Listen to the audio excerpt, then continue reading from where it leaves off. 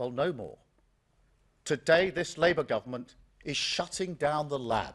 The experiment is over. We will deliver what you've asked for time and again, and we will take back control of our borders. And let me tell you why.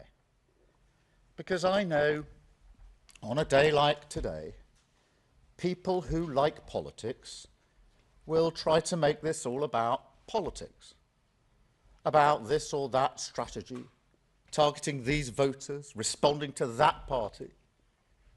No. I'm doing this because it is right, because it is fair, and because it is what I believe in. Let me put it this way. Nations depend on rules, fair rules. Sometimes they're written down, often they're not. But either way, they give shape to our values, guide us towards our rights, of course, but also our responsibilities, the obligations we owe to each other. Now, in a diverse nation like ours, and I celebrate that, these rules become even more important. Without them, we risk becoming an island of strangers, not a nation that walks forward together. So when you have an immigration system that seems almost designed to permit abuse, that encourages some businesses to bring in lower paid workers rather than invest in our young people, or simply one that is sold by politicians to the British people on an entirely false premise, then you're not championing growth, you're not championing justice, or however else people defend the status quo. You're actually contributing to the forces that are slowly pulling our country apart. So yes, I believe in this. I believe we need to reduce immigration significantly. That's why some of the policies in this white paper go back nearly 3 years. Why I told the Labour Party conference, taking back control is a Labour argument. And why, most importantly of all, inward migration is already falling with this government. It's about fairness. And look, I mean, migration is part of Britain's national story. We talked last week about the great rebuilding of this country after the war. Migrants were part of that, and they make a massive contribution today. And you will never hear me denigrate that. But when people come to our country, they should also commit to integration, to learning our language. And our system should actively distinguish between those that do and those that don't. I think that's fair. Equally, Britain must compete for the best talent in the world, in science, in technology, in healthcare. You can't simply pull up a drawbridge, let nobody in, and think that's an economy that would work. That would hurt the pay packets of working people without question. But at the same time, we do have to ask why parts of our economy seem almost addicted to importing cheap labour, rather than investing in the skills of people who are here and want a good job in their community. Sectors like engineering, where visas have rocketed while apprenticeships have plummeted. Is that fair to Britain? Is that fair to young people, weighing up their future to miss out on those apprentices? To see colleges in their community almost entirely dedicated to one-year courses for overseas students? No, I don't think that it is. And truth be told, I don't think anybody does. Yet that is the Britain this broken system has created. So as this white paper sets out, every area of the immigration system, work, family and study, will be tightened up so we have more control. Skill requirements raised to degree level. English language requirements across all routes, including for dependents. The time it takes to acquire settled status extended from 5 years to 10, and enforcement tougher than ever, because fair rules must be followed. Now, make no mistake, this plan means migration will fall. That's a promise. But I want to be very clear on this. If we do need to take further steps, if we do need to do more to release pressure on housing and our public services, then mark my words, we will. But it's not just about numbers, because the chaos of the previous government also changed the nature of immigration in this country. Fewer people who make a strong economic contribution, more who work in parts of our economy that put downward pressure on wages. So perhaps the biggest shift in this white paper is that we will finally honour what take back control meant and begin to choose who comes here, so that migration works for our national interest. You know, this is where the whole debate is skewed, as if some people think controlling immigration is reining in a sort of natural freedom, rather than the basic and reasonable responsibility of government to make choices that work for a nation's economy. And for years, this seems to have muddled our thinking.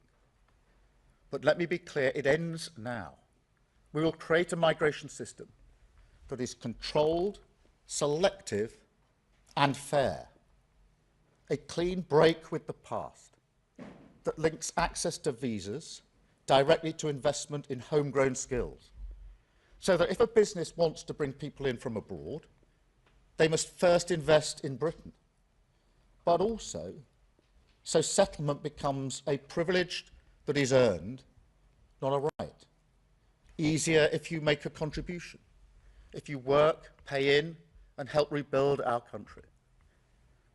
Now, some people may even be against that, but I think for the vast majority of people in this country, that is what they have long wanted to see. An immigration system that is fair, that works for our national interest, and that restores common sense and control to our borders. That is what this white paper will deliver. Lower net migration, higher skills, backing British workers. The start of repairing our social contract, which the chaos and cynicism of the last government did so much to undermine. Thank you. I will now take a number of questions from the media. I've got a hopefully accurate list here, starting with Chris Mason, BBC. Thank you. Chris. Thank you, Prime Minister. Chris Mason, BBC News. Let's be clear, are you promising today that net migration will fall every year between now and the next election, come what may? Well, I'm promising it will fall significantly, and I do want to get it down by the end of this Parliament significantly. That is what this plan is intended to achieve, the complete opposite of what you saw in the last 4 years. It is frankly incredible that net migration quadrupled in 4 short years to nearly 1 million. This white paper, these plans bring it back into control, make sure it's controlled, that is selective, that we decide who comes to this country, and that it is fair. And that's what we will do, significant reduction in immigration. And as I've indicated, if it becomes necessary to take further measures, then that's what we will do. Thank you. Robert, ITV. Robert Beston, ITV. Prime Minister, you know that countries that want to grow are in a global race for top talent. Your number one priority is growth. Haven't you shot yourself in the foot by insisting that those who want to be citizens now have to live here twice as long as those who want to be American citizens? And if I may, we've just heard that there will be a 90-day massive reduction in the tariffs that China and America are imposing on each other. Are you relieved that at least temporarily they've laid down their economic arms? Well, let me take both those points, although I'm not encouraging 2 questions each, because we've got to just get through this. On the growth question, I do think this is worth taking some time on, because the theory that higher migration numbers necessarily leads to higher growth has been tested in the last 4 years. So we've had the highest net migration when the last government lost control to nearly 1 million and stagnant growth. And so that link doesn't hold on that evidence. The second thing is that this white paper is not just a white paper on immigration, it's also a white paper that deals with skills and training. And one of the reasons that we've had stagnant growth, in my view, for years, is because we've underinvested chronically in skills and growth. So by putting skills and growth into the same plan as migration, which is something businesses have been asking for years, you actually answer the growth question as well. And I should say as a footnote to that, as you heard in the speech and you'll see in the white paper, in relation to high talent, where we want the very best into the country, we will have routes to get that talent into this country. And I think there's real potential for us to do so in the current environment, and we intend to do so. On the question of the China tariffs, I just saw something flash up in the room back there. I'm not across the complete detail. I'm very pleased, obviously, that we struck our trade deal with the US last week, which will be measured in very many thousands of jobs and billions of pounds into our economy. Thank you, Robert. Sam from Sky. Sam. Sam Clare, Sky News. Prime Minister, just to pick up on growth and migration, one of the reasons that we've had a laxer migration policy for years is because of basically the Treasury view. Successive chancellors, their fiscal rules, and the way that that interacts with the official forecasts means it's always been an easy win to have more growth by having more people in the country. What's your message today to the Treasury, to the OBR, and are you doing anything to actually change the way that they work and look at all this stuff and calculate the cost-benefit analysis of growth and migration? Yeah, well, thank you, Sam. Just succinctly, and then adding to the answer I just gave. Firstly, the pure theory, if you like, that simply higher migration numbers necessarily leads to higher growth, I think has been tested in the last 4 years. We quadrupled in actually a very short period of time. And, you know, I think whatever political persuasion you are, it is quite extraordinary that net migration quadrupled in 4 years. We've never seen that before in this country, but growth didn't shift. It stayed stagnant. Secondly, this point about skills and migration, what businesses have been calling out for a long time is link migration to the skills and training that we need in this country. In the past, governments have done sort of knee-jerk reductions without making that link. We're making that link in this paper, which is really important in terms of where we go with the economy, because I do think it's underinvestment in those areas that's caused a lot of the problem. The other thing that the paper is doing is readjusting the model, because it's got to a place now where there's many more low skilled jobs rather than high skilled jobs. So by adjusting the threshold for skills, this allows migration to be in the areas of high skills, which are more likely to make a significant contribution to our economy. Thank you very much, Sam. I've got Gary from Channel 4.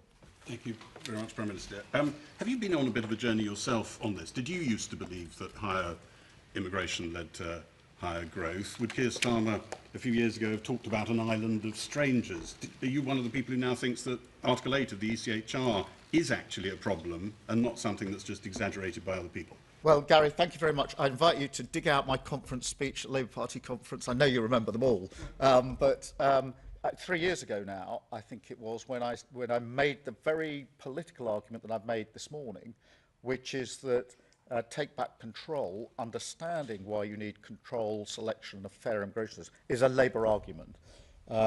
And once you've dug out that transcript, there's then the speech I made to the CBI, I think about 3 years ago, making the same argument in relation to business, saying too many businesses, in my view, are too dependent on migration rather than training and skilling up people in this country. And that was, I was signalling to the CBI then that would change under a Labour government. So there's a core consistency through here. On Article 8, yeah, we do want to ensure that the right balance is made in migration cases in relation to the national interest. There's a balance set out in legislation already. That needs to be adjusted, in my view, and that's what we will do. Thank you, Gary. Chris Hope, sorry. There's a lot of Chris's. Chris Hope, GB News. Prime Minister, we've been here before, haven't we? There have been 3 immigration acts since 2014. the Immigration Act in 2014 and 2016 both aimed to reduce immigration. They both failed. Why on earth should GB News viewers think you're going to succeed? And why not give us a promise right now? Why not give us a fixed target right now, not a promise, so we can judge you on success? The Tories at least did that, but they failed. Well, look, the difference here, this is the most comprehensive plan that has been put forward. It's been forward to end the Tory sort of wild open borders experiment that we have had. You're right about that. And it looks at all routes and it's comprehensive. And it does the hard yards of linking skills and business to what we need to do with the economy. So it's not a narrow look just at the numbers. It puts them in their proper context. On the question, which we do want to significantly reduce migration, I'm absolutely making clear that's what it will do, and that if we need to go further, we will. So that's the promise I make to your viewers. I don't think it's sensible to put a hard-edged cap on it. That has been done in one form or another for the best part of 10 years by different prime ministers. The only thing that links those prime ministers and the various caps or quotas or limits they put in place is every single one of them failed. And therefore, going down the failed route is not a sensible way for me. As with everything that I do, serious, pragmatic, looking at the things that will actually make a material difference. Thank you, Chris. Jerry from The Times. Prime Minister Jerry Scott from The Times. What is your message to the 9 million inactive adults in the UK at the moment who might not think that they should take work in a care home, for example, and also to some of your Labour MPs who might be squeamish about Labour government taking a tough line on immigration? Well, firstly, that's acknowledged within that 9 million there are some people who can't work, and we need to be clear about that from the start. But there are others who can, and as we've set out in our welfare provisions, the principles are clear. Where people can't work and are unlikely to be able to work, they should be protected and supported. But where people can get into work, they should be supported. The current system does the opposite, and so we will support them into work with a £1 billion package, the right to try, and measures like that. And that if you can work, you should work. And I do think that this white paper should be seen in conjunction with what we're doing on welfare. And on squeamishness, I actually think that the Labour Party has as core values the idea that immigration should be controlled, that it should be selective. We should be choosing who we want, higher skills, the high talent routes into our country. And it must be fair. They're basic Labour arguments and concepts for many, many years. Thank you. I've got Jack from The Sun. Jack. Thank you, Prime Minister. You said just now that this is a comprehensive plan to bring down legal migration. You also said in the election you had a comprehensive plan to bring down illegal migration. And so far it seems that isn't working. Small boat crossings are going up on your watch. So why should voters think that your plan to bring down illegal migration will fare any better, especially given you're considering an EU youth mobility scheme, which could actually increase it? Well, let's tackle that head on, because nobody but nobody should be getting in a small boat to cross over the channel and illegally entering this country. The last government lost control of the borders. It falls to this government to clear up that mess in the same way we're clearing up all the other messes that they left behind. I am convinced that the way to do that is to take down the gangs that are running the vile trade. And for that reason, we've drafted and put before Parliament a borders bill, which follows through on the promises I made, which is we need to give law enforcement greater powers, going down the counter-terrorism powers. The thing that distinguishes counter-terrorism from other law enforcement is you can take action earlier. You can be preemptive. You can operate in a completely different way. That's why we've gone for a package that allows law enforcement to get in much earlier. That is going through Parliament. Who is voting against that? The Tories, who caused the problem in the first place. Thank you, Jack. Martin from the Daily Mail. Martin. Prime Minister Martin Beckford from the Daily Mail. Gary asked if you've been on a journey on net migration. Similarly, you talked about tough enforcement. One of today's measures is for foreign nationals convicted of any offence to be considered for deportation. Yet just 5 years ago, you signed a letter calling for the halt to a deportation flight that contained, amongst others, 2 people convicted of rape and 3 of GBH. Your views have changed, haven't they? No, I've always said that those who commit offences should be deported. I ran the Crown Prosecution Service for 5 years between 2008 and 2013, and it fell to my prosecutors on my instructions to ask for the deportations in the first place in the Crown courts. So I've been really clear. I've been in charge of cases where we routinely asked for the judge, because that's the way the system operated in those days, to add to the sentence an order at the end that there should be a deportation. So what's that? That's going back the best part of 20 years. Thank you very much. And I've got Michael from the Daily Express. Thank you. Michael. Does going further mean disentangling ourselves from the ECHR and disapplying human rights laws in immigration cases? No. I don't think that is necessary. I also remind myself that the international agreements we've signed have given us the basis for the deals that we've struck on illegal migration. So the Home Secretary has moved fast, working with other countries, to put in place materially improved deals with other countries in relation to migration. That would not have been possible if we had been saying at the same time we're about to withdraw from our international obligations. I could give you many more examples than that, but you can't strike those deals with other countries to work more closely together on law enforcement to smash the gangs, and to work on returns agreements, which is what we want to do, if in the next breath you're saying you don't believe in international law. If you do, you can strike the deals. If you don't, you can't. And one of the features of the last government is they struggled to strike these deals because other countries said, if you don't comply with international law, why should we write and agree an international agreement with you, which to me is plain common sense. Thank you very much. Thank you.